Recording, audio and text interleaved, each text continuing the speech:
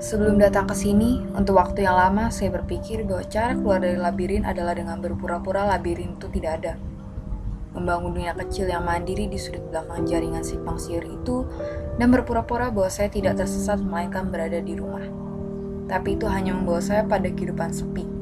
Hanya ditemani kata-kata terakhir orang-orang yang sudah mati. Jadi saya datang ke sini untuk mencari kemungkinan besar. Mencari teman-teman sungguhan dan kehidupan yang lebih berarti. Lalu saya mengacau, Kolonel mengacau, Takumi mengacau, dan gadis itu terlepas dari genggaman kami. Dan tidak mungkin menampik kenyataan ini. Ia layak mendapatkan teman-teman yang lebih baik. Ketika ia mengacau, bertahun-tahun lalu, hanya garis kecil yang begitu ketakutan hingga lumpuh. Ia runtuh ke dalam teka-teki dirinya sendiri.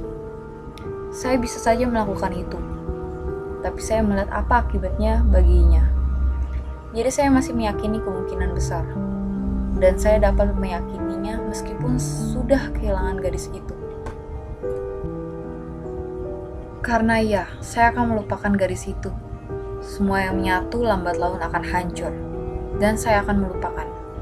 Tapi ia akan memaafkan lupanya saya, seperti halnya saya memaafkan gadis itu karena melupakan saya, Kolonel, serta semua orang selain dirinya sendiri, dan ibunya di saat-saat terakhir yang ia lewatkan sebagai manusia. Sekarang saya tahu bahwa ia memaafkan saya karena bersikap bodoh dan takut, serta melakukan hal yang bodoh dan takut. Saya tahu ia memaafkan saya, seperti halnya ibunya memaafkan dia, dan ini yang membuat saya tahu. Awalnya saya pikir ia hanya mati, hanya kegelapan, hanya jasad yang dimakan serangga. Saya sering memikirkan dirinya seperti itu, sebagai makanan sesuatu. Apa yang merupakan dirinya? Mata hijau, bibir setengah menyeringai, lekuk lembut kedua kakinya. Sebentar lagi tak akan berwujud. Hanya tulang-tulang yang tak pernah saya lihat.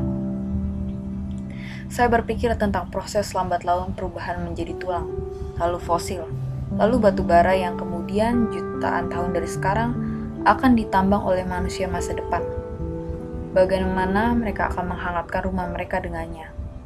Lalu gadis itu akan menjadi asap yang mengepul keluar dari cerobong asap, melapisi atmosfer. Saya masih berpikir seperti itu kadang-kadang. Berpikir bahwa mungkin kehidupan setelah mati hanya sesuatu yang kita karang untuk meredakan sakitnya kehilangan.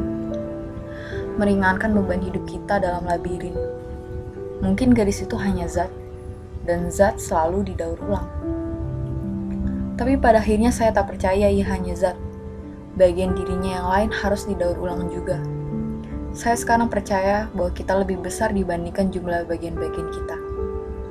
Jika kita mengambil kode genetik Alaska, ditambah pengalaman hidupnya dan hubungannya dengan orang-orang, ditambah ukuran dan bentuk tubuhnya, kita tidak mendapatkan Alaska. Ada hal lain yang sepenuhnya berbeda. Ada bagian dirinya yang lebih besar dibandingkan jumlah bagian-bagian dirinya yang diketahui. Dan bagian itu mesti pergi ke suatu tempat, sebab tidak dapat dihancurkan. Walaupun takkan pernah ada yang menuduh saya sebagai murid penggemar sains, satu hal yang saya pelajari dari kelas sains adalah bahwa energi tak pernah diciptakan dan tak pernah dihancurkan. Dan jika Alaska mencabut nyawanya sendiri, itu adalah harapan yang saya harap dapat saya berikan kepadanya. Melupakan ibunya, mengecewakan ibunya, teman-temannya, dan dirinya sendiri. Itu hal yang buruk, tapi ia tak perlu menarik diri dan merusak dirinya sendiri. Kita dapat bertahan dari semua hal buruk itu, karena kita tak dapat dihancurkan. Bila kita yakin kita tak dapat dihancurkan. Ketika orang dewasa berkata, para remaja mengira mereka tak terkalahkan, sambil menyunggingkan senyum bodoh dan licik. Mereka tidak tahu betapa benarnya mereka. Kita tak pernah harus putus asa, sebab kita tak akan pernah rusak tanpa dapat diperbaiki. Kita mengira kita tak terkalahkan, karena memang demikian adanya. Kita tak bisa dilahirkan dan kita tak bisa mati. Seperti semua energi, kita hanya bisa mengubah bentuk, ukuran, dan wujud. Mereka akan melupakan itu saat tua nanti. Mereka menjadi takut akan kehilangan dan kegagalan. Tapi bagian diri kita yang lebih besar dibandingkan jumlah bagian-bagian kita tak bisa berawal dan tak bisa berakhir. maka tak akan pernah bisa gagal.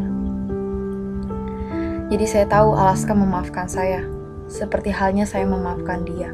Kata-kata terakhir Thomas Edison adalah, indah sekali di sana. Saya tidak tahu di mana di sana itu. Tapi saya tahu di sana berada di suatu tempat. Dan saya harap tempat itu indah.